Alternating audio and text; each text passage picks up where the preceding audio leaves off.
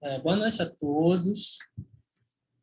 Hoje eu vou fazer para vocês uma apresentação, um debate sobre o artigo Resposta à pergunta o que é o esclarecimento, do filósofo Immanuel Kant.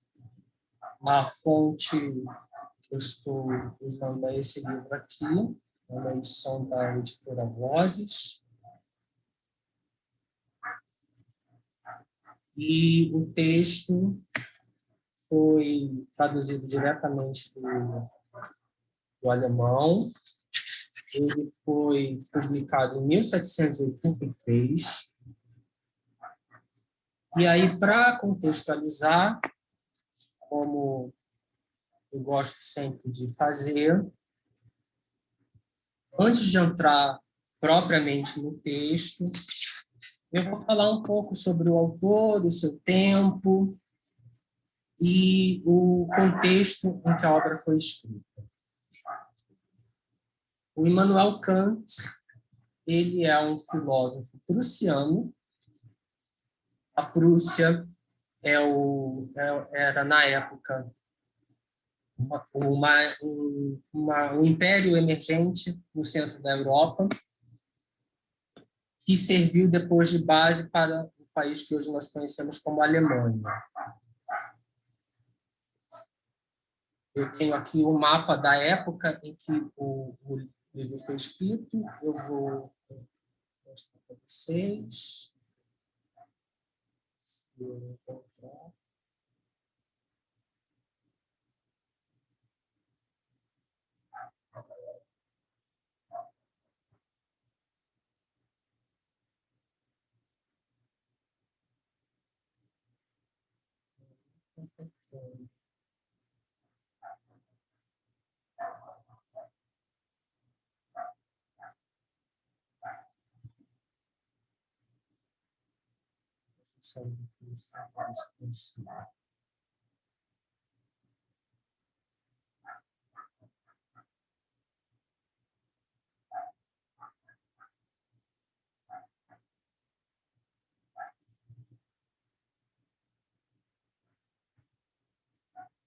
Vocês estão vendo o mapa?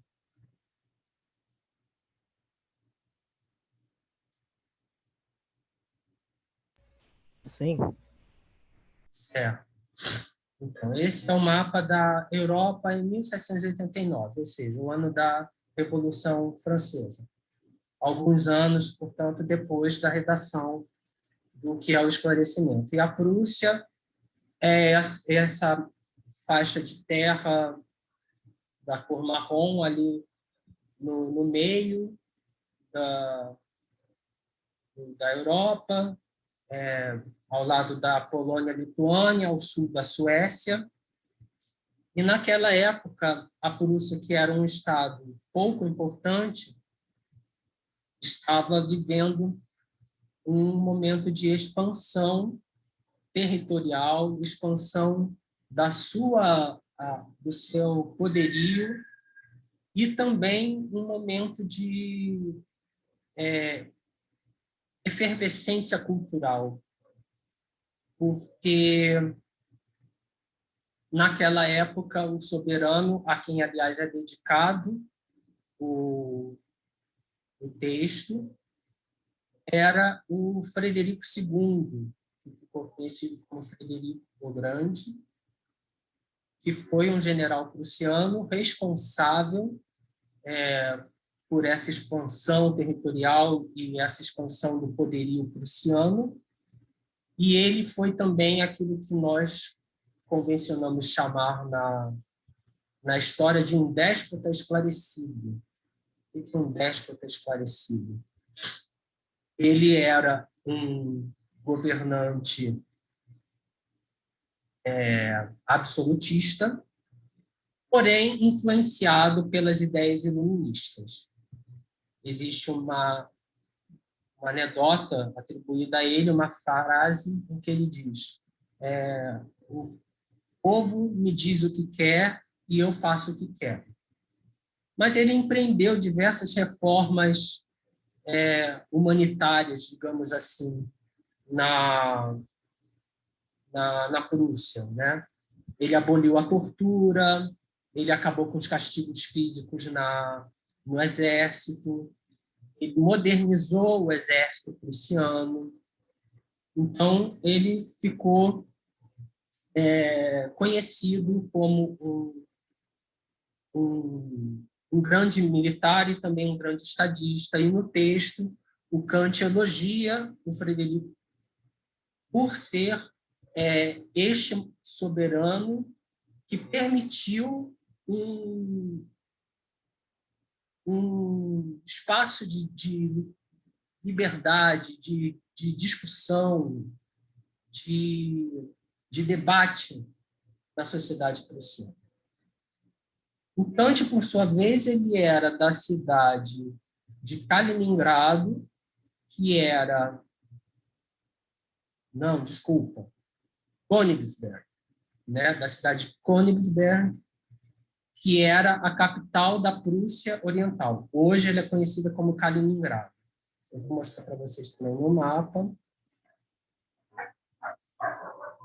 Aqui ela sinalizada, né, com a seta vermelha. E vocês podem ver que hoje ela não mais faz parte do território da Alemanha. Isso a gente explica pelo que ocorreu séculos depois, né, quando, por conta da Segunda Guerra Mundial, a Alemanha perdeu todos os seus territórios do que era a Prússia Oriental, e a cidade de Königsberg, que quer dizer o Monte do Príncipe, mudou de nome para Kaliningrado, como uma homenagem ao general Kalinin, general russo. E hoje em dia, Kaliningrado faz parte do território da Rússia, embora vocês possam ver aqui que ele esteja separado do território principal da Rússia pela Lituânia, Letônia e Bielorrússia. E separado da Alemanha, que é o país ao qual ela pertence originalmente, pela Polônia. Bom, esse foi o contexto histórico, né? Aí vamos falar do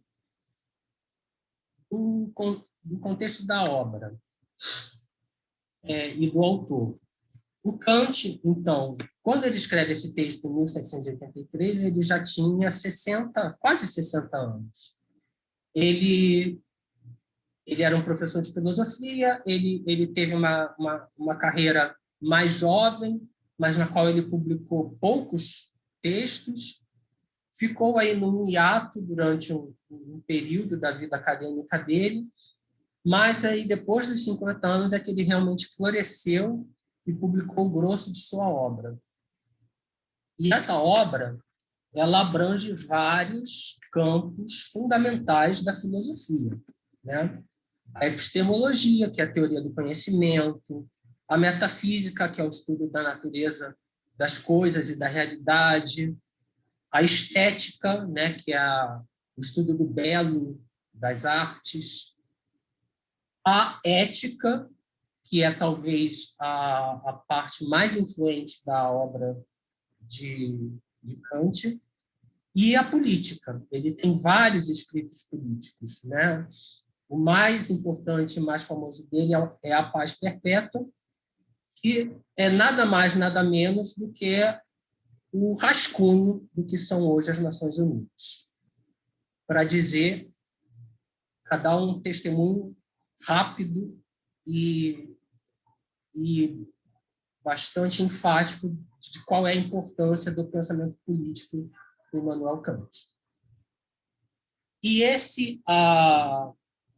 o que é o esclarecimento, ele se encontra aí um pouco na interseção de algumas dessas vertentes, né? Ele tem um elemento metafísico, porque ele indaga, no que ele indaga o que é o esclarecimento, ele vai esbarrar inevitavelmente em outras questões, como o que é a razão, o que é a liberdade, e a partir do momento que o que ele está indagando, o que é a razão, o que é a liberdade, isso tem inevitavelmente uma implicação política, então faz parte dos textos políticos do Kant, e num determinado momento essa indagação sobre como deve a sociedade se organizar politicamente para que o esclarecimento prevaleça na sociedade. E aí ele vai até um ponto adiante para um dos pontos, um dos mais temerários da filosofia, que é a filosofia da história, que é a ideia de você tentar deduzir logicamente, filosoficamente, o futuro da humanidade. Então, ele realmente chega no momento em que ele vai propor uma filosofia da história a partir do esclarecimento, onde ele vai tentar dizer como esse esclarecimento vai se desenvolver ao longo do tempo. Ele tem também outro texto muito importante de filosofia da história, que é a história universal sob uma perspectiva cosmopolita, que é também um texto político dele muito importante. Daí fazer uma parte sobre a tradução do texto. Muitos traduzem o texto como o que é o iluminismo. Isso gera uma confusão entre o iluminismo enquanto corrente filosófica e o processo de desenvolvimento do livre pensar, que é o que o Kant está realmente se referindo nesse texto. Então, na própria tradução que eu tenho aqui em mãos, né, o tradutor fala isso, que ele optou pelo esclarecimento, do que é o esclarecimento como tradução, porque ele ressalta esse aspecto de que o Kant está falando de um processo e não de uma corrente filosófica. Mas, é claro, esse processo está intrinsecamente ligado à corrente filosófica. Não só pelo fato do próprio Kant ser um iluminista, ser um pensador da época do iluminismo, mas porque esse processo, da forma como ele descreve, ele está lidando com esses dois conceitos que são provavelmente os mais importantes do pensamento iluminista: razão e liberdade. O pensamento iluminista, ele parte da premissa de que, pela razão, a gente pode alcançar um estágio mais avançado politicamente, eticamente, filosoficamente, do ponto de vista do conhecimento, ou seja, epistemologicamente, e que o ponto culminante desse avanço da razão é a liberdade humana. E esse pensamento ele vai ser questionado posteriormente por vários outros pensadores, com base em alguns aspectos que podem ser constatados empiricamente, como, por exemplo, o fato de que, hoje em dia, nós sabemos, no século XVIII nós não sabíamos, mas hoje a biologia, a psicologia, elas são enfáticas em atestar que o ser humano é muito pouco racional e que, além de tudo, ele não tem livre-arbítrio. Então, isso gera um questionamento inevitável à filosofia do iluminismo. Mas existe também um outro desenvolvimento que aí é mais controverso, é mais ideológico, é mais político, é mais interpretativo, né? De que a razão ela é um instrumento e, como um instrumento, ela não conhece limites, a não ser aqueles que nós, seres humanos, sejamos capazes de impor a ela. E, como um instrumento, ela, por conseguinte, ela não está limitada pela moral, ela não está limitada pela justiça, por nada disso. E aí pega-se uma via que, do iluminismo, ruma diretamente ao eugenismo, ao próprio Holocausto, à tirania, e muitos autores que tentaram vincular o totalitarismo, principalmente o nazifascismo, a uma raiz iluminista.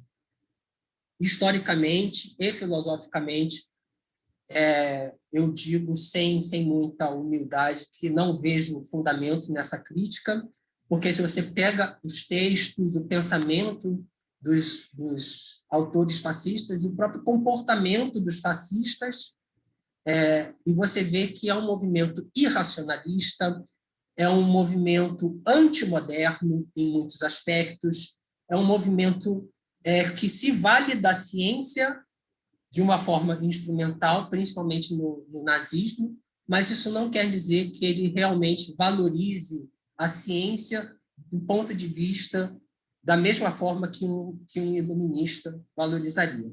E você pode encontrar as influências do pensamento e do comportamento fascista muito mais na psicologia humana e num irracionalismo, num obscurantismo, até numa tentativa de resgate do paganismo e de outras religiões pré-cristãs, né? Enquanto que o iluminismo ele tem uma...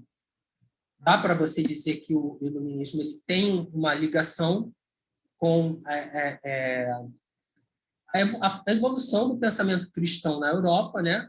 Mas tem também um momento de ruptura, na medida em que o iluminismo, já desde o princípio, o Kant é um exemplo disso, ele era um defensor da separação entre igreja e Estado, vai começar a apontar para o Estado laico, para o secularismo, para a restrição da religião aos espaços privados e a separação, portanto, entre religião e ciência, entre religião e política, começa a se dar de forma muito marcada por influência dos pensadores iluministas. Mas a primeira objeção é uma objeção que merece ser levada a sério, mas eu vou tentar abordá-la mais a partir da própria leitura do texto do Kant. Então, aí nós podemos partir efetivamente para o texto em si, né? Ele começa falando que o esclarecimento é a saída do homem da sua menoridade, da qual ele próprio é o culpado. A menoridade é a incapacidade de fazer uso do seu entendimento sem a direção de outro indivíduo. Ou seja, o esclarecimento é o processo através do qual o indivíduo deixa de ser dependente de outro para pensar e ele passa a pensar por si mesmo. Ele se torna, portanto, um indivíduo autônomo. E nessa autonomia, o Kant insere também, por conseguinte, um conceito de liberdade. Porque a liberdade, nas palavras de Kant, seria poder fazer um uso público das suas razões em todas as questões. Ou seja, para o Kant, a liberdade é, acima de tudo, um atributo político. Ele está falando aqui de uma liberdade política, não de uma liberdade metafísica, que eu sou livre porque eu posso pensar. Não. Ele está falando em liberdade no sentido político de que, se você pode dizer, oferecer a sua opinião em público, na esfera pública, dizer o que você pensa, você é um indivíduo livre. E essa liberdade está associada a essa visão de esclarecimento, que essa sim tem um caráter mais metafísico, que está associado à razão, ao uso da razão. Então, a gente pode ver aí que são três conceitos indissociáveis. O esclarecimento como processo de usar a razão, o indivíduo esclarecido é um indivíduo racional, e esse indivíduo racional ele é livre na medida em que ele pode expressar suas razões publicamente. Bom, então, aqui vale ressaltar outro ponto importante, que é quando ele fala por que os indivíduos não são esclarecidos. Eles estão na menoridade, né? A maioridade, que a gente pode chamar de maioridade intelectual, é esse estágio da evolução de um indivíduo que ele é capaz de usar a sua própria razão para conhecer o mundo, indagar sobre as razões do mundo, perseguir o conhecimento, etc. mas muitos indivíduos preferem que outros lhes guiem. Sejam um tutor, uma autoridade, seja ele fala também aqui com clareza, bastante clareza, um livro, né?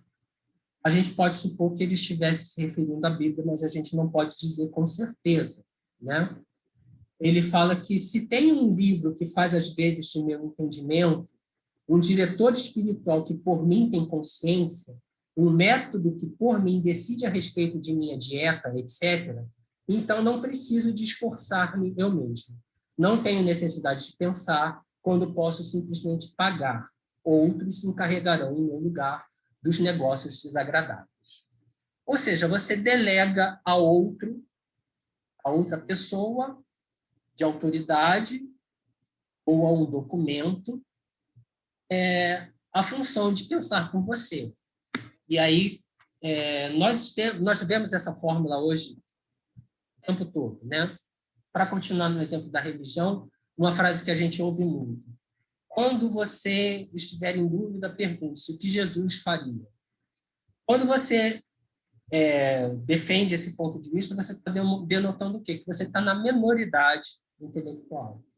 Você não é capaz de indagar as razões para agir de uma determinada forma. Você precisa consultar essa razão em outro.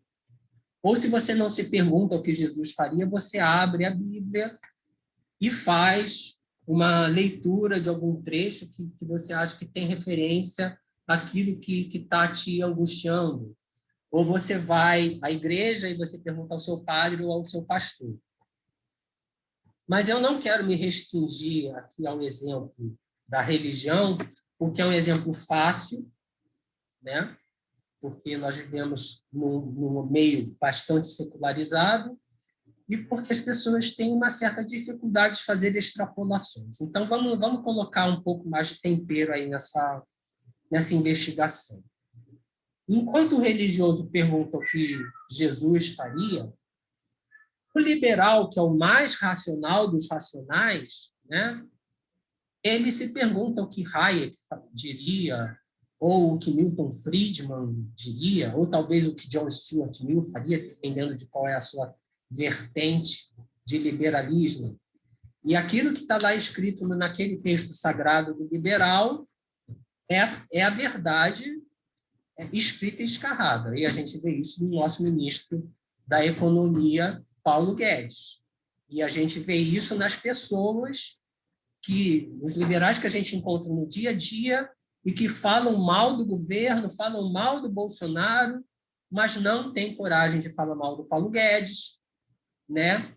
Ou têm o cuidado até de falar mal do Paulo Guedes, mas não questionam as reformas que o Paulo Guedes defende, e que tem sempre uma desculpa quando a gente coloca assim, mas vem cá, tá, tudo bem, existe vamos partir do pressuposto de que existe um déficit na Previdência.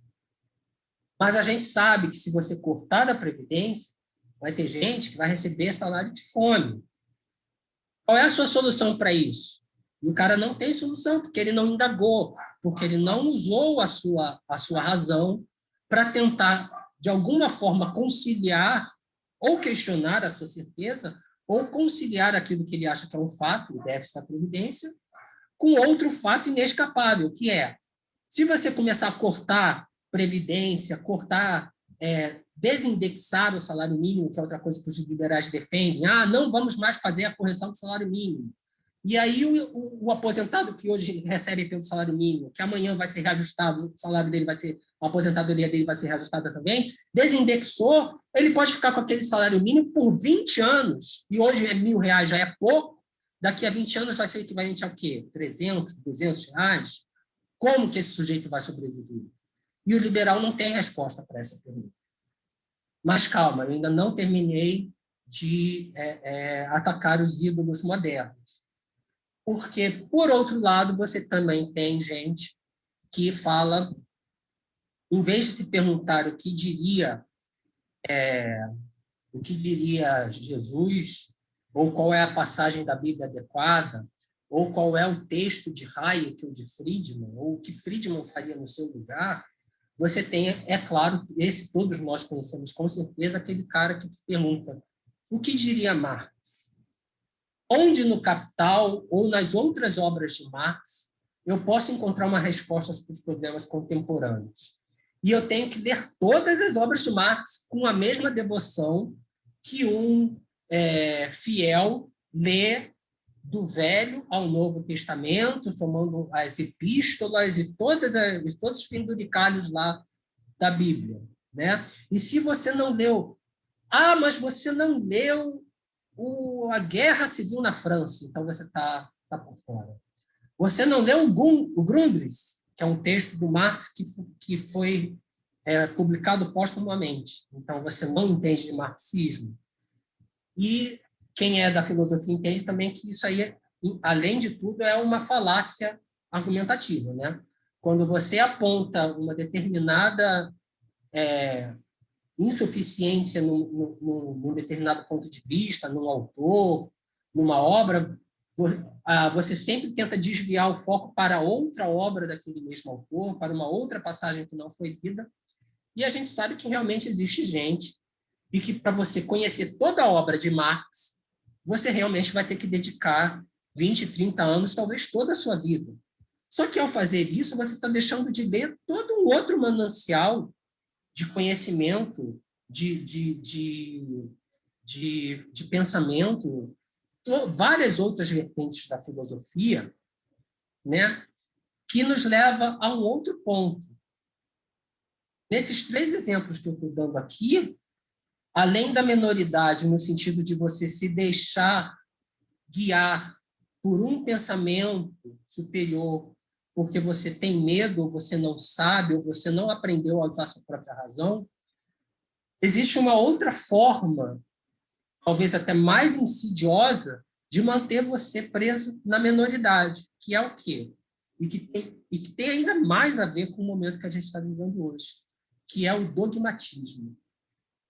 Quando você acha que, para conhecer a realidade, essa realidade só se manifesta pela Bíblia, pelas obras de Marx, pelos grandes textos dos grandes liberais, pelo que o pastor da sua igreja fala, ou pelo que diz o seu político favorito, ou pelo que dizem os seus blogueiros favoritos, os seus canais de YouTube favoritos, você está restringindo de abertura, desde o começo,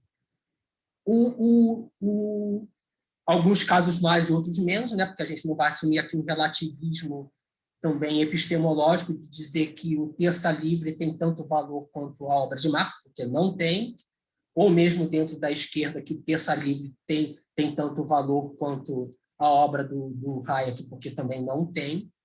Mas você está restringindo já desde partida os limites do seu pensamento, os limites de até onde a sua razão pode ir. E esse dogmatismo é também uma forma de menoridade. A partir desse dogmatismo, você está aprisionado numa visão de mundo viciada, onde você vai estar sempre tendo, no máximo, contato ou com ideias ou autores que fazem aqui uma correçãozinha aqui, outra acolá, mas nada que desafie o cerne da sua visão de mundo, ou que, o que talvez seja mais comum, está sempre reafirmando o cerne da sua visão de mundo. Então, por exemplo, como é que eu posso falar com convicção e com certeza que existe uma luta de classes se tudo que eu li foram os textos marxistas que já partem da premissa de que a luta de classes é real? Para você poder afirmar por você, pela sua razão, pela sua intelectualidade, pela sua individualidade, que a luta de classes é uma realidade, você tem que ter contato com os autores que dizem, que contestam a versão de Marx, de que o que move o mundo é a luta de classes. Eles podem afirmar, por exemplo, que o que move o mundo é a luta de raças, que é o que dizem os fascistas. É uma visão muito, muito pior, muito mais destrutiva, muito menos sofisticada, do que a luta de classes. Mas existem a visão dos liberais, que dizem que a luta de classes não existe, porque, na verdade, a sociedade progride através de um jogo de cooperação em que existe, sim, uma hierarquia, mas todos colaboram para um bem comum. É também uma visão que eu considero bastante questionável.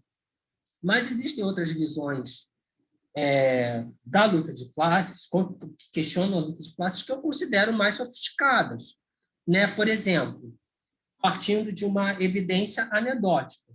Se o que move o mundo é a luta de classes, por que, quando estouraram as guerras mundiais, em vez do operariado se juntar para lutar contra a burguesia internacional,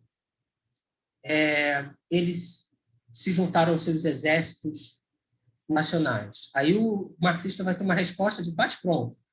Porque o operariado, embora ele seja internacional, a cultura em que ele vive é nacionalizada porque ele tem menos oportunidades que a burguesia de conviver com outros de outras culturas e conhecer outras culturas e conviver, e por isso era importante a existência da Internacional Socialista. Ótimo. É uma hipótese plausível. Só que esquece que as burguesias, que também são, que nessa visão de mundo são internacionais, elas também se separaram em núcleos nacionais para lutar as guerras, embora formando alianças, né, que seguiam determinados interesses, determinados fatores, mas a existência de uma cultura burguesa cosmopolita não impediu a guerra. A existência de uma dinastia europeia na Primeira Guerra Mundial, em que a rainha Vitória, o rei da Alemanha, o imperador da Alemanha, o Wilhelm Guilherme, né? o czar da Rússia, o Nicolau II, a rainha não, desculpe, o rei da Inglaterra, que era descendente da rainha Vitória. Todos os três eram descendentes da rainha Vitória. A rainha Vitória era conhecida como a grande avó da Europa. E, no entanto, esse parentesco não impediu a Rússia e a Inglaterra e outros países de lutarem contra a Alemanha, declararem guerra à Alemanha. Então, a gente vê aí vários fatores complicadores para a teoria da luta de classes. Não quer dizer também que é um outro problema que a gente tem na filosofia, na epistemologia, que é achar que uma teoria tem que dar conta de tudo. Não quer dizer que não exista um mérito na teoria da luta de classes. Mas, no mínimo, as evidências mostram que ela não é o único fator que move a história. Existe também o fator psicológico, existe também o fator nacional, existe o fator tribal, étnico, existem fatores da estrutura da organização dos estados, né? Porque o sistema internacional, aí nós já estamos entrando em outra esfera, que é uma das minhas especialidades, que é relações internacionais, mas eu não vou me estender aqui porque não cabe na discussão.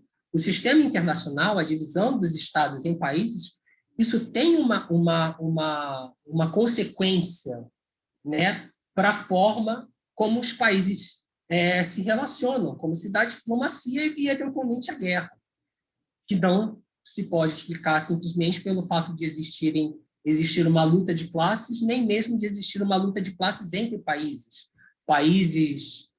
exploradores e países explorados, que é uma versão também da luta de classes que surgiu no século XX e que também, acho que até mais do que a luta de classes convencional, não se sustenta teoricamente.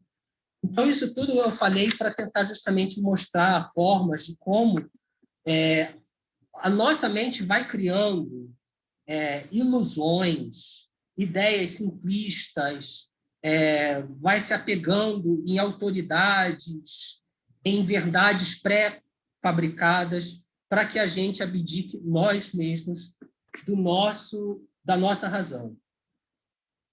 Quando o Kant fala disso, eu me lembro sempre de um outro autor, um autor que eu gosto muito, essa ideia que ele fala de que, então, nós somos os culpados pela nossa minoridade, e ele usa um termo que poderia ter sido usado por outro filósofo. Ele fala, é cômodo ser menor. Isso está muito ligado com o conceito sartreano de má-fé. Jean-Paul Sartre, filósofo existencialista, para quem a liberdade ela tinha uma existência que ele chamava de ontológica.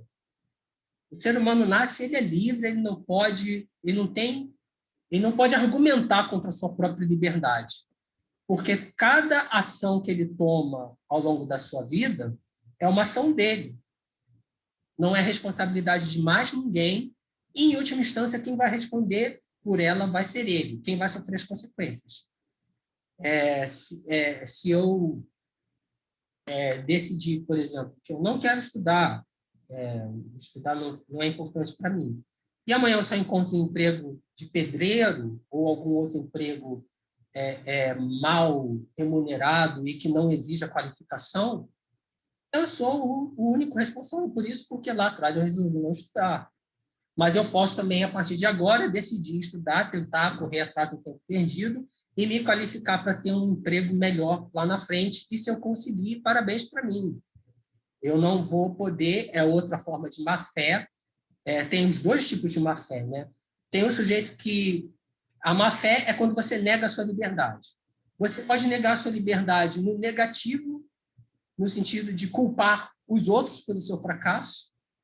E tem gente que pratica má-fé no sucesso, que é aquele cartaz que a gente vê atrás de certos carros, foi Deus que me deu, né? Isso é uma forma de má-fé. Você dizer, eu tive sucesso porque Deus me ajudou. Você está negando a sua própria agência, a sua própria capacidade de realizar ou deixar de realizar algo. Logo, você está vivendo em má-fé. Então, má-fé no Sartre é essa negação da liberdade. Para ele, a liberdade ela é ontológica, ela é inescapável. Então, aquela frase que as pessoas gostam muito de citar, mas que pouco entendem. O ser humano está condenado a ser livre.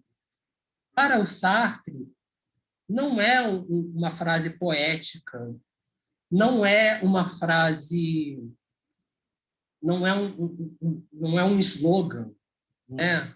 Com quem diz que, como um povo que declara, nós estamos condenados a ser livres, nada irá nos deter de alcançar a liberdade. Não é nada disso. Não é nem uma poesia, nem um slogan. É uma afirmação muito dura e até muito angustiante. Ele fala, o ser humano está condenado a ser livre porque, independente de qualquer condicionamento no mundo, é claro que existem condicionamentos no mundo, eu não posso decidir ser um pássaro, né?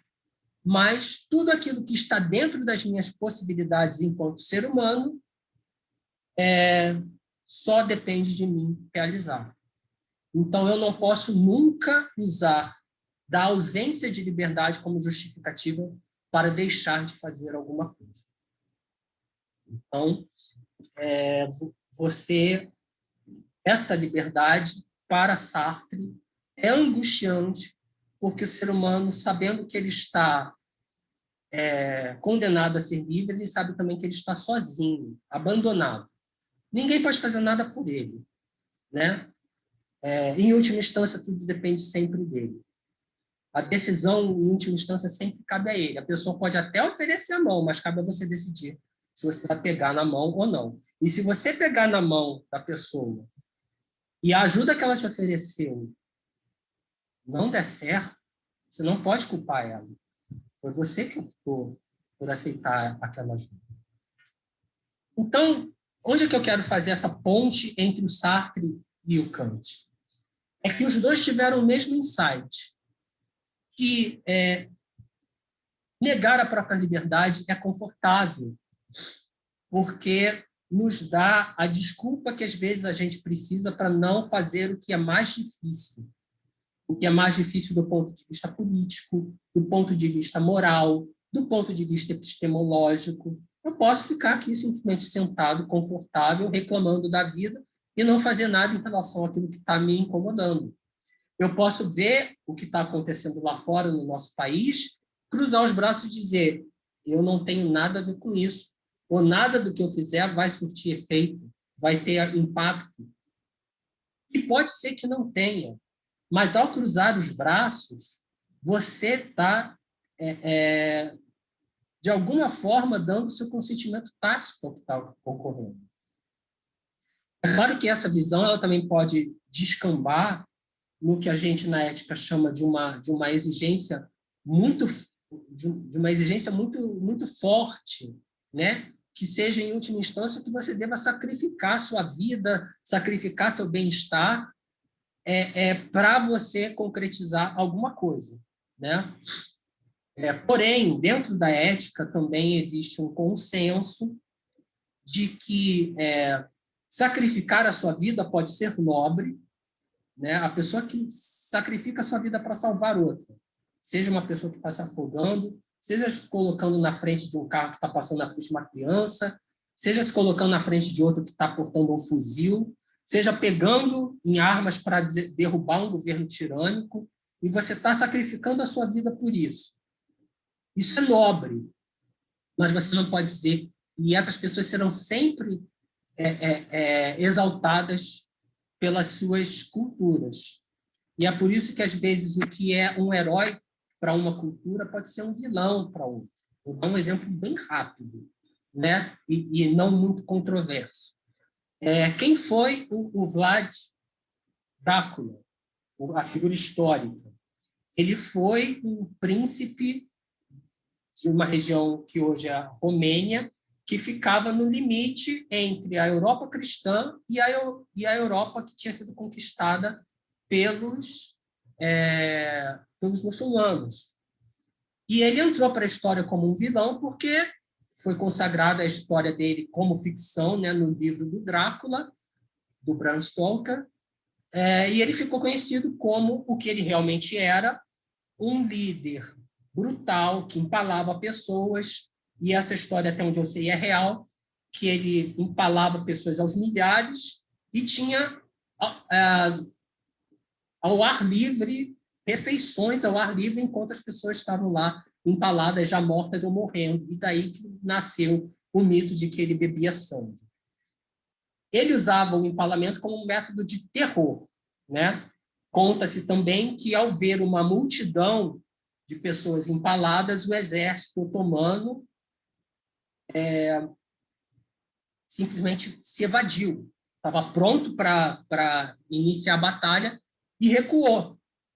Então, a brutalidade é um método típico de regiões de fronteira que precisam da força para para sobreviverem e expulsar invasores. Por isso que, na Romênia, o Vlad é um herói nacional, mas ele entrou para a história no resto do mundo como um líder brutal, porque ele precisou ser brutal. Eu não estou aqui fazendo nem a defesa nem a condenação dele, mas apenas mostrando como um herói para uma cultura pode ser um vilão para outra, porque ele foi herói para os romanos, na medida em que ele arriscou sua vida para salvar, para proteger o cristianismo na Romênia, mas ele foi um vilão para todas aquelas pessoas que ele empalou, né? Fossem muçulmanos, fossem também inimigos políticos dele, né? Porque, como todo líder político da sua época, ele não matou só soldados estrangeiros, matou também qualquer um que contestasse seu poder. Enfim, então, o ponto que eu estava querendo ressaltar da liberdade, do peso que essa liberdade tem, de como essa liberdade nos leva a tomar decisões difíceis, que, em última instância, podem ser decisões que nos serão muito custosas, né? Que isso não significa que nós tenhamos um dever, a obrigação de nos sacrificar pelos outros, mas que a não obrigatoriedade do sacrifício também não é uma licença para o silêncio, né? É tentar fazer o melhor com aquilo que a gente pode, com aquilo que a gente tem. E, bom, aí entra num outro ponto que o Kant ressalta, que é que nós vivemos num período, então, a maioria de nós estamos ainda na minoridade, a minoridade ela é cômoda, e tirar o ser humano da minoridade é difícil, porque aqueles que estão habituados ao jugo têm medo e cobram conformidade. Isso também evoca um outro autor, que é o mito da caverna de Platão, e também tem tudo a ver com o contexto que a gente está vivendo hoje, que é o quê? Eu vejo hoje a sociedade, é claro que a extrema-direita é o caso mais grosseiro e mais perigoso disso, mas eu tentei dar exemplos da direita liberal, exemplos da esquerda. Eu vejo hoje a sociedade presa em dogmatismos. E em qualquer um desses dogmatismos, em qualquer um desses grupos que você pertença, é como se você estivesse exortando alguém a sair da caverna. E como no mito da caverna de Platão, as pessoas não só vão resistir, como vão resistir com violência. E você será rejeitado, ostracizado, humilhado, né? E o Platão até fala que realmente você pode ter que ser forçado a puxar a pessoa de lá da caverna, né? Eu, como não sou a favor da violência física, não consegui ainda divisar qual seria a forma um pouquinho mais branda de fazer essa extração das pessoas da caverna. Mas às vezes parece que realmente não é uma questão de o que eu acho, o que vocês acham, é uma questão de que o dogmatismo está levando a um radicalismo, no mau sentido do termo, extremismo, ou melhor termo, a um extremismo tão grande que a violência vai acabar em algum momento se tornando inevitável. E desde o que aconteceu ontem, com o fortalecimento do governo Bolsonaro, eu sinto que a gente está chegando mais perto desse momento, em que não é uma questão de você ser a favor ou contra a violência. Você pode até, no momento, se explodir, por exemplo, uma guerra civil, decidir você não se envolver na batalha porque você é contra a violência. Mas não é sobre você, é sobre o esquema, o funcionamento da sociedade. A sociedade vai ter chegado num ponto em que a violência se tornou inevitável e ela vai acontecer, você gostando ou não, você participando ou não. Então, como tirar as pessoas da minoridade antes da gente chegar nesse ponto? Acho que essa é a grande questão que o texto do Kant nos coloca, que a reflexão que eu estou tentando colocar nos coloca. A resposta do Kant não me parece satisfatória por uma questão histórica, um texto de 1784. Ele não viveu para ver o fascismo, as guerras mundiais, o totalitarismo, ele viveu para ver a Revolução Francesa. Isso teve um grande impacto sobre ele. Mas, a princípio, ele viu a Revolução Francesa como uma etapa na marcha da razão. Enfim, ele fala, como eu já mencionei, que um requisito para o esclarecimento é fazer o uso público de suas razões em todas as questões. E a resposta liberal clássica. E aqui eu não falo liberal clássica no sentido pejorativo, porque para a época dele era uma visão extremamente progressista e ainda hoje eu acho que é uma perspectiva válida, lúcida, né? A ideia de defender que existe uma esfera pública onde todas as ideias possam ser expressas e dali, então, a gente espera que os maus motivos, as más razões, a irracionalidade, ela vai necessariamente, gradualmente, perdendo espaço. Por quê? Porque no teste no momento da experiência, no teste de hipóteses, essa razão vai fracassar.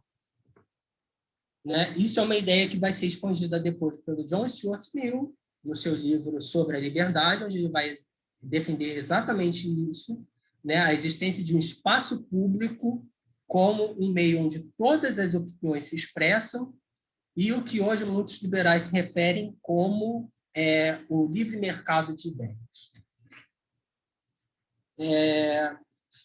As qualificações que o Kant fala desse uso público da liberdade, que talvez também seja de nossa utilidade, são as seguintes.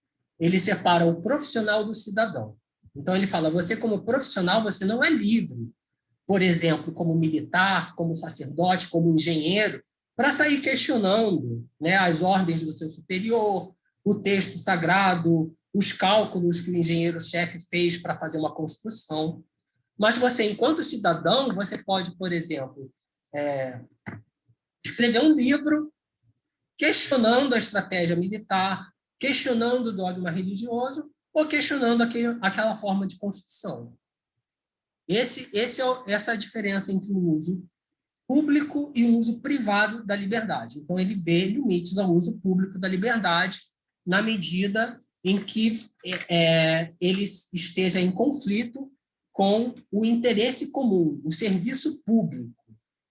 Isso é importante para nós, porque o que nós estamos vendo hoje, por exemplo, com o conspiracionismo, os antivacina, etc., é o quê? Justamente as pessoas questionando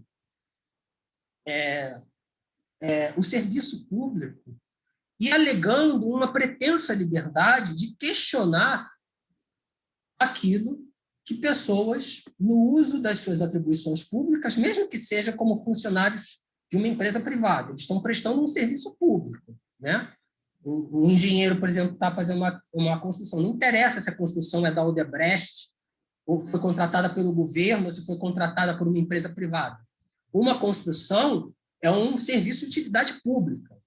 Então, esse uso público, ele tem que ser respeitado. A gente supõe que aquela pessoa que está ali, ela tem qualificação para fazer aquilo que ela tem. Por que isso não está funcionando? Aí eu faço referência a mais um autor, que é o Anthony Giddens. Quando ele fala da modernidade, ele fala dos saberes peritos. Ele fala que a grande distinção da modernidade para as outras sociedades, e o Kant estava vendo o início da modernidade, o início da Revolução Industrial. Lá na Prússia Oriental, provavelmente ele só tinha ouvido falar da Revolução Industrial, porque a Revolução Industrial na Alemanha, na Prússia mesmo, só chegou algum tempo depois. Não tinha ideia de que o grau de especialização, o grau de especificidade do conhecimento, o grau de complexidade era tão grande que a gente teria que depositar tamanha confiança e tamanha fé num simples acender e apagar de luzes. É uma coisa prosaica que todos nós fazemos. Mas se eu perguntar para vocês se vocês sabem como funciona o mecanismo, provavelmente vocês não saberão. Eu não sei. Agora, imagine coisas que, além de complexas, elas podem ter consequências graves. Se a luz não acender, eu vou ficar sem luz. Vai ser desagradável, mas daqui a pouco o dia vem, eu chamo aqui o técnico e tento consertar, ou até tento consertar sozinho, se eu souber desligar o geral lá, eu não vou morrer eletrocutado, não vai ter nenhuma consequência mais grave. Agora, pilotar um avião, tratar de uma doença infecciosa, o funcionamento do nosso sistema imunológico, são coisas complexas. E que, se nós não tivermos muita confiança nos profissionais, realmente essa distância entre a nossa confiança e aquilo que eles oferecem vai gerar um conflito. E esse conflito está acontecendo, a gente está vivendo.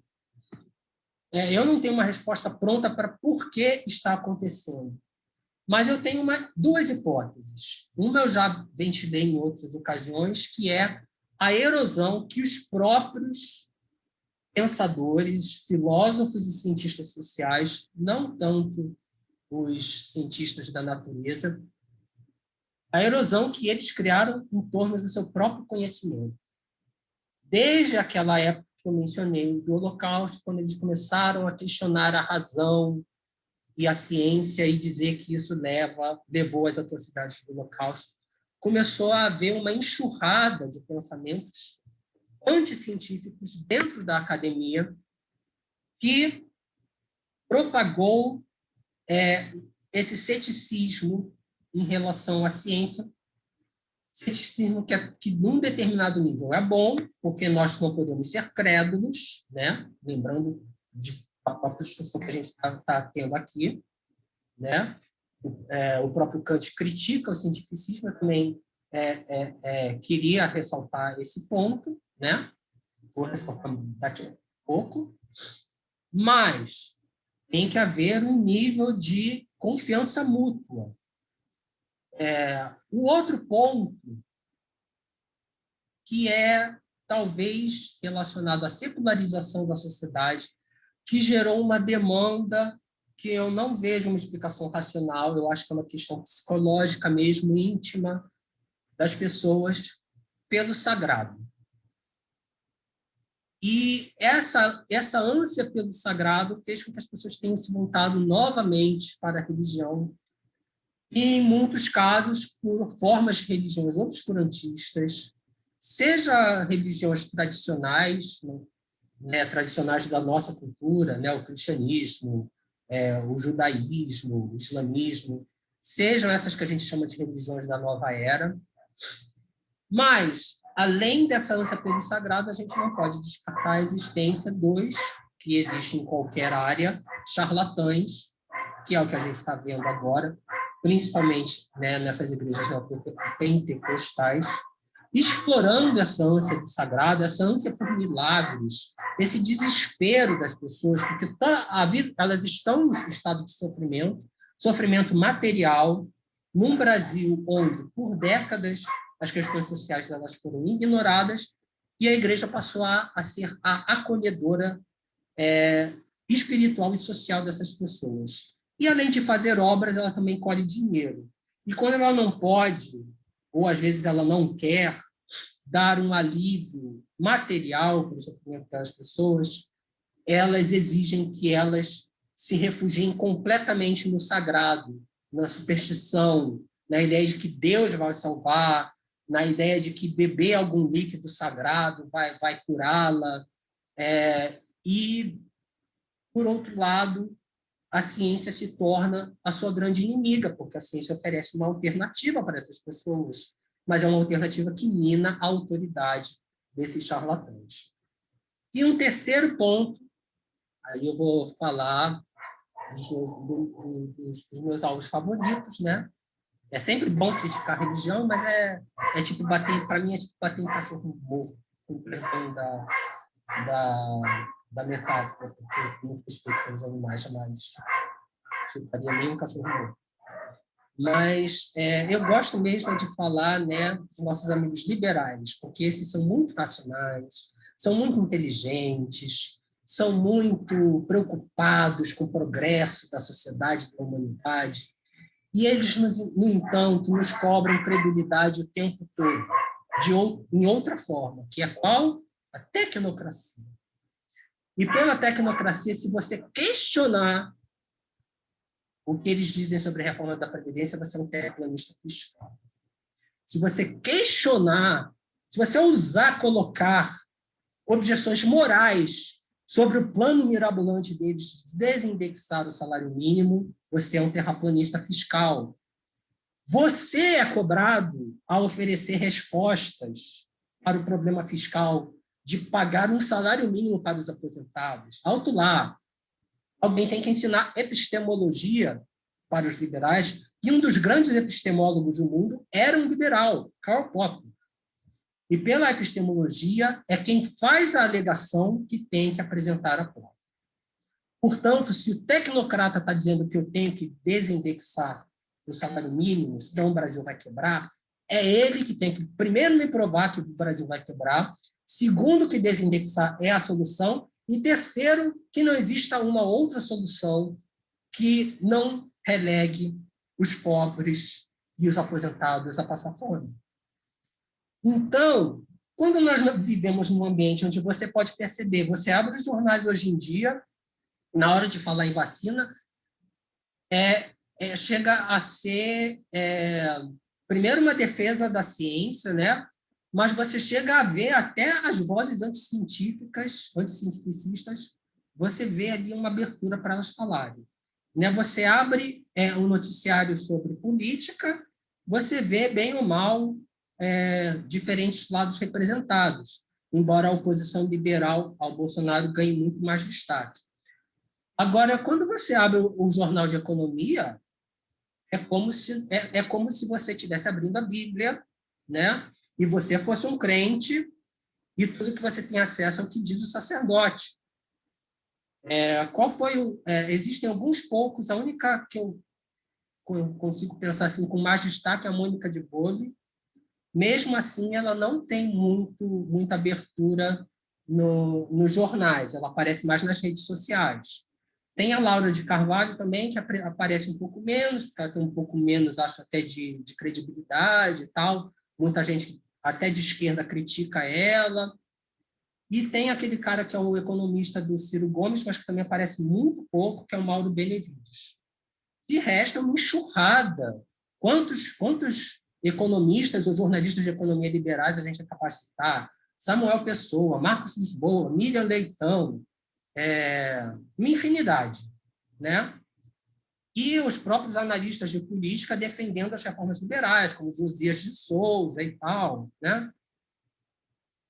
E diante desses caras, alguns poucos articulistas de esquerda, como o Leonardo Sakamoto, que critica as reformas, mas ele é como se fosse um na multidão, e ele é basicamente um comentarista de política, então ele nunca vai ter o mesmo, para discutir uma questão econômica, ele vai ter a mesma credibilidade que uma Miriam Leitão, um Samuel Pessoa, um Marcos Lisboa e outros dessa patativa.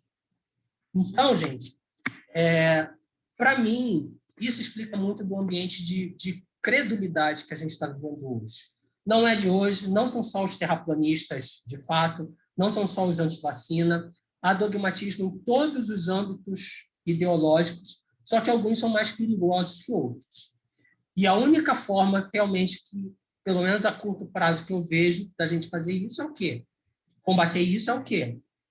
É estimulando o pensamento crítico, dando liberdade para diferentes formas de se manifestarem, se exporem, como diz o Kant, como vai dizer depois o Mill. Porém, né, o Kant fala, né, quando eu falei que ele critica também o cientificismo, ele fala que não pode jamais uma casta superior reclamar para si o direito de uma supertutela ou de uma tutela eterna sobre a sociedade. E o argumento básico que ele usa para isso é o seguinte: olha, o conhecimento que nós temos hoje não é o conhecimento que a gente vai ter amanhã. Além, é claro, do fato da própria questão de você respeitar a autonomia do indivíduo de pensar por si mesmo. Então, diante disso tudo, né, para encerrar, o que eu poderia dizer? Nós temos um outro ponto, além do fascismo e do dogmatismo de uma forma geral, que está muito presente na sociedade hoje. Nós temos um terceiro complicador, que eu acho que foi também um amplificador da credulidade, né? Eu mencionei o anticientificismo que veio da academia, eu mencionei a tecnocracia que vem do pensamento liberal e mencionei a ânsia do sagrado. Tem um quarto ponto, que é o que amplifica tudo isso, que é a internet. E a internet meio que colocou por água abaixo essa ideia central dos liberais, dos bons liberais, como Kant, como Mill, do livre mercado de ideias. É porque a gente está vendo que pode até ser que aconteça, né? E eu acredito que no longo prazo vai acontecer. Todas essas ideias retrógradas sobre antivacina, sobre fanatismo religioso, anticiência, tudo isso eu acho que um dia vai passar. Mas a que custo? É isso que eu tenho, a que custo? E pelo menos no médio, longo prazo, a gente está vendo que as ideias ruins não estão prevalecendo no mercado, no livre mercado de ideias. Então, a questão que eu tenho pensado desde 6 de janeiro, quando teve a invasão do Capitólio, por conta das alegações de fraude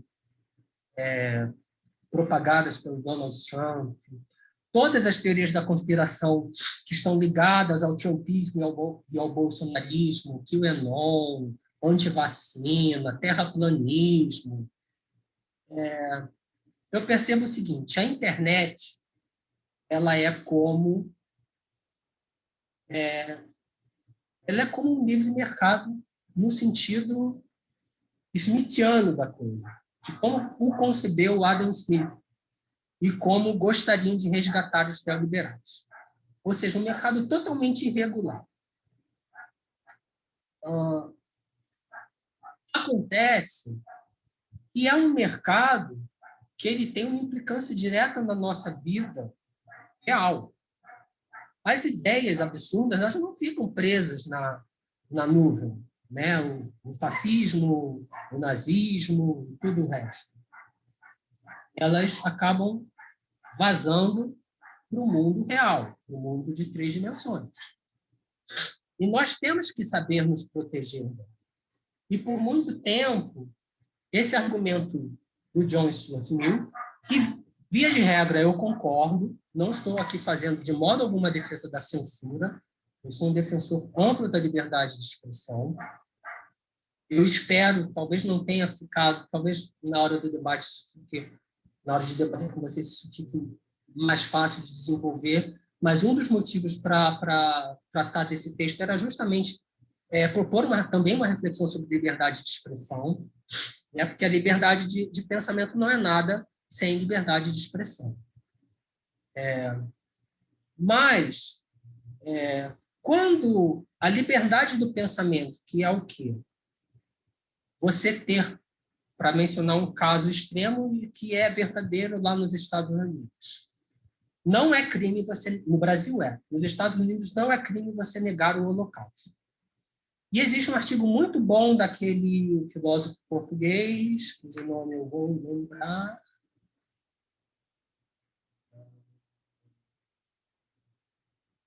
Demétrio. É um que é liberal? Desidério. Desidério Muniz. Um artigo muito bom dele, defendendo por que negar o Holocausto deva ser aceito. Só que uma coisa é você, da boca para fora, você dizer que não houve Holocausto, né? Isso em si não tem nenhuma consequência direta. Só que quando você se junta com uma série de outras pessoas para defender essa ideia, e a partir dessa ideia você começa a formar núcleos nazifascistas, e aí começar a treinar uso de armas, e aí você, por algum motivo, você acha que o Trump é o redentor da civilização ocidental. Aí vai o Trump na TV dizer... Isso é praticamente uma história baseada em fatos reais, porque tinha nazifascista lá, porque tinha nazifascista lá na parada de Charlottesville em 2017, quando também teve confronto. Enfim, não estou falando de nenhum caso que eu conheça, mas eu sei que tinha nazifascista nesses lugares. Aí esse grupo ouve falar que houve fraude na eleição e ele decide invadir o Capitólio. Saiu há muito tempo do terreno da liberdade de expressão. Isso aí a gente pode ser que os filósofos detestam, terreno escorregadio. Mas, para mim, a partir do momento que você começou a formar uma milícia, já não é mais... Já ultrapassou a liberdade de expressão. Se você está treinando o uso de armas, o governo tem que saber, tem que monitorar, né? Se não puder ser, se for um grupo clandestino, tem que ter um serviço secreto que investigue isso. Uma coisa aí que o que está acontecendo está nos mostrando que a ideia de inteligência do Estado é necessária. Por muito tempo no Brasil, e ainda é verdade, a gente associou inteligência do Estado à repressão de movimentos sociais legítimos, só que a gente precisa entender que nem existem também movimentos sociais ilegítimos, no sentido de que não tem nenhuma demanda legítima para a sociedade. Eles querem matar, destruir, eles querem colocar gente, excluir gente do contrato social. É diferente de você estar, mesmo às vezes, usando da força, por exemplo, ocupando um terreno, mas você tem uma demanda por moradia ou por terra para plantar, que é uma demanda legítima. Não é uma demanda legítima derrubar um governo democraticamente eleito e que não deu nenhuma, não fez nenhum atentado contra a Constituição daquele país, né? Não é nem dizer, mesmo que o Joe Biden tivesse dito, né, alguma coisa que pudesse ser interpretada, ainda não partiu para o campo da ação, ainda é um governo democraticamente eleito, ainda tem que ser respeitado. Quem, na verdade, atentou contra a Constituição foi o Donald Trump. Ele é que deveria ter sido derrubado, mas pelas tragédias do presidencialismo, que você não pode destituir um presidente da noite para o dia, ficou lá durante 14 dias um presidente golpista. Mas eu estou meio que digressionando. O ponto chega um momento em que essas ideias impopulares, que têm direito a existir, porque um dos argumentos que o John Stuart Mill usa para defendê-las é o seguinte: mesmo que seja uma ideia repugnante, você precisa conhecer essa ideia repugnante para você ter bons argumentos para contestá-la. E você vai fortalecer o seu próprio argumento para defender, para derrubar aquela ideia. Mas hoje a internet colocou isso tudo meio que de cabeça para baixo. Então, qual é o ponto? O ponto que eu acho é o seguinte: chegou a hora da internet obedecer a regras mais claras, até porque, não havendo regras, a gente está submetido ao arbítrio.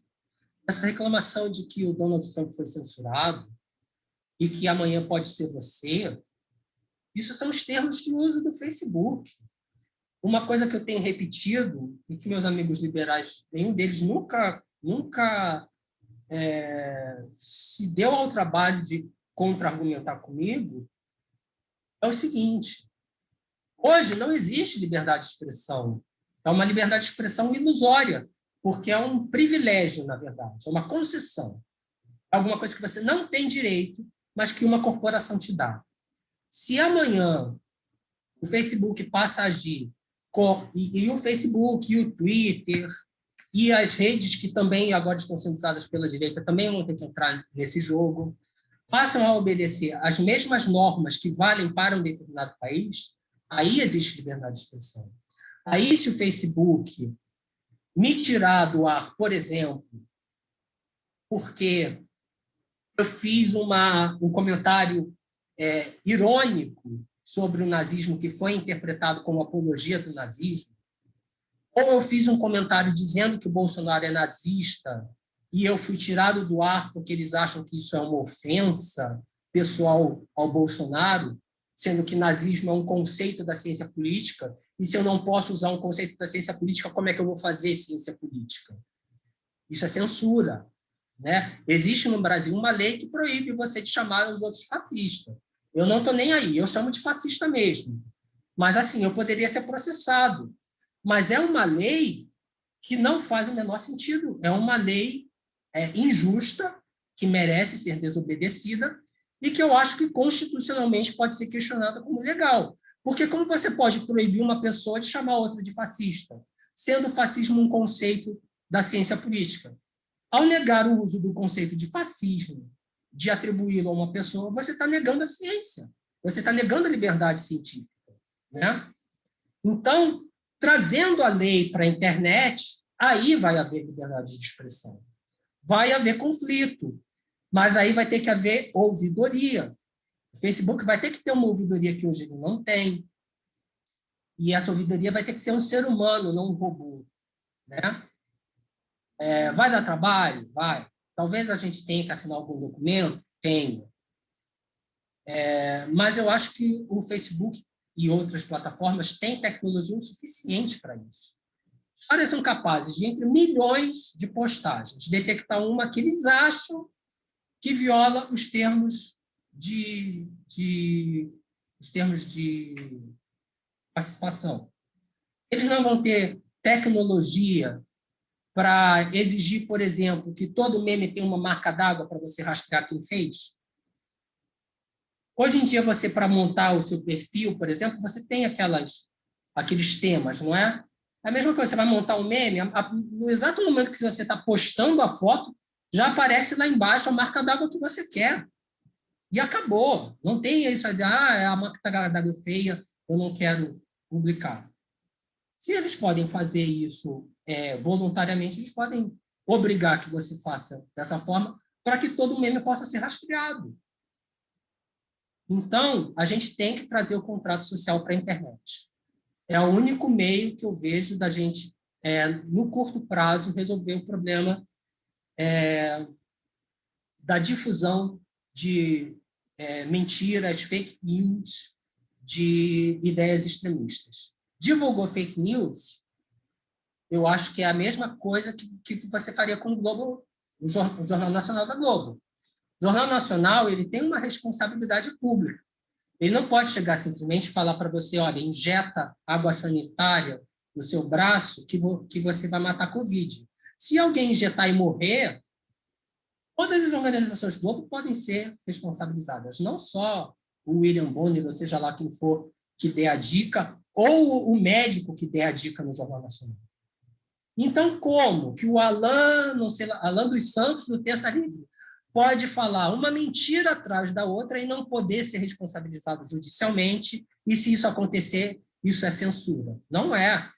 Não é censura.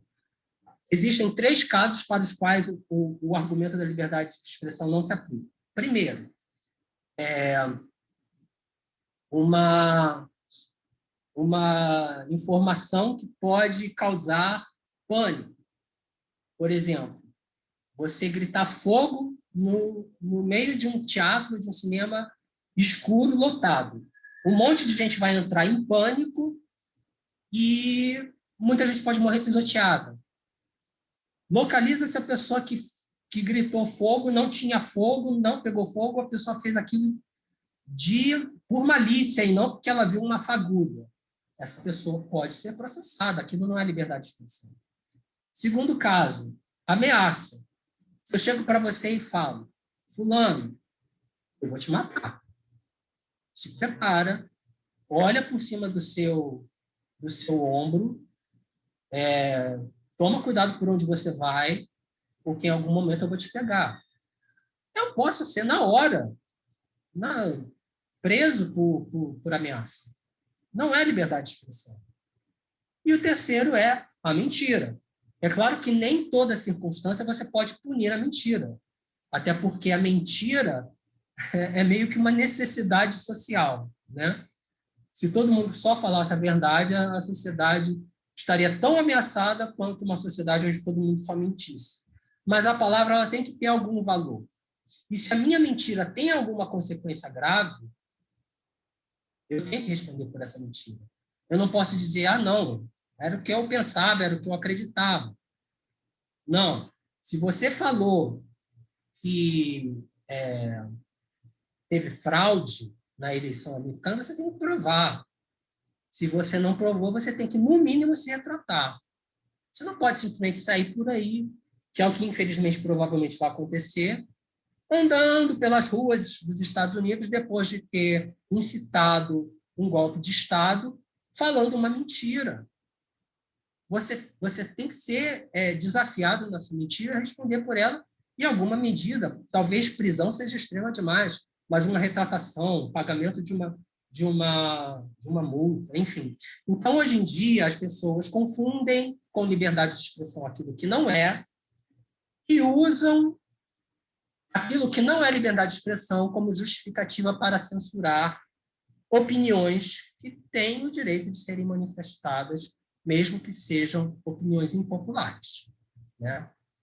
Então, você pode ter uma opinião impopular, você pode ter uma opinião até repugnante. Eu dei o exemplo da da negação do Holocausto.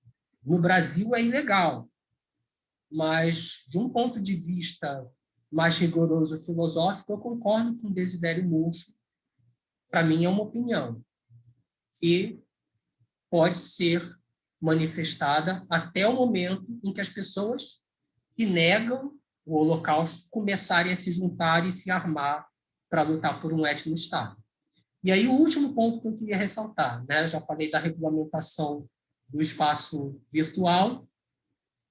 O último ponto, também ligado a essa questão da liberdade de expressão, seria que,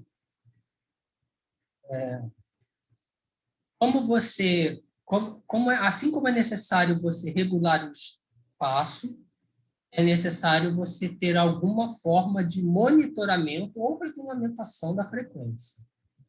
Porque uma coisa é você ter direito de não acreditar que houve o Holocausto e ter até o direito de dizer isso publicamente.